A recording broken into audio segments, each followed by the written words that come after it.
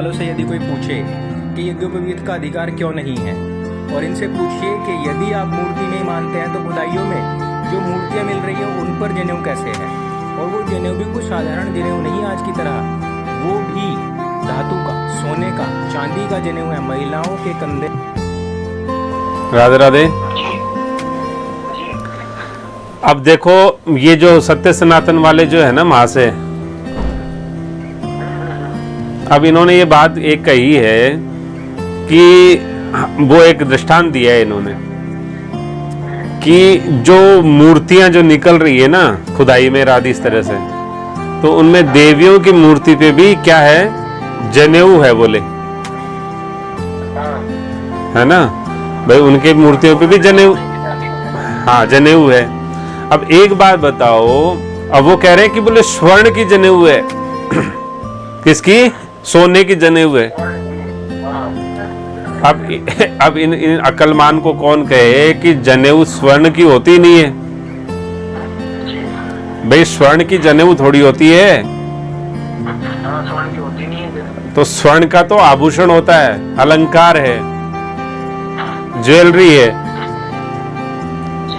देवियां तो बहुत भांति भांति की ज्वेलरियां पहनती है, तो मान लो देवियां गले में स्वर्ण हार जो स्वर्ण हार पहनती है सोने का, तो क्या, या चेन पहनती है, तो क्या उसको कंठी कहोगे? वो कंठी है क्या? नहीं, कंठी कहाँ है, कंठी थोड़ी हो। तो देवियों के लिए वो तो अलंकार है, स्वर्ण आभूषण है, अब उसको जनेऊ कैसे कह सकते हैं। और दूसरी बात, मान लीजिए सोने के जनेऊ है या कोई इस तरह से स्थायी जनेऊ है, तो फिर क्या वो 6 महीने जनेऊ कितना, उसका तो कालखंड होता है भाई, इतने समय में आपको इसको वापस से धारण करना पड़ेगा, ये करना पड़ेगा, बहुत आचार विचार होता है, सूतक और सावड़ लग गया तो आपको बदलना पड़ेगा, ये करना पड़ेगा। तो उस जनेऊ को, स्वर्ण के जनेऊ को कैसे बदलेंगे? हर दिन ही वो इतना बड़ा सोना दान करती रहेगी कोई? अब देखो दूसरी बात, वैसे ये मूर्ति का विरोध करते हैं, लेकिन क्योंकि मूर्ति खुदाई में मिल गई, उस पे क्या बोले, जनेऊ थी, देखो इसमें। और तो क्या उस पे सोने की जनेऊ क्या देखी आपने, किस तरह से देखी है? और फिर सोने की तो जनेऊ हो नहीं सकती है। और जब आप मूर्ति को मानते ही नहीं हो, तो मूर्ति का दृष्टांत देकर आप कैसे कह सकते हो कि साहब मूर्ति पे सोने की जनेऊ है?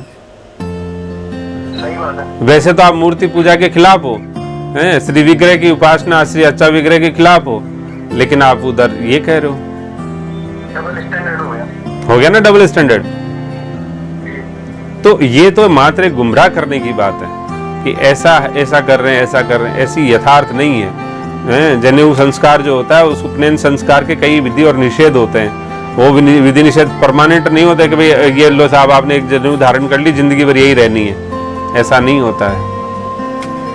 तो ये एक मिथ्या की है, ये उनकी बात ठीक नहीं है, यथार्थ में नहीं है।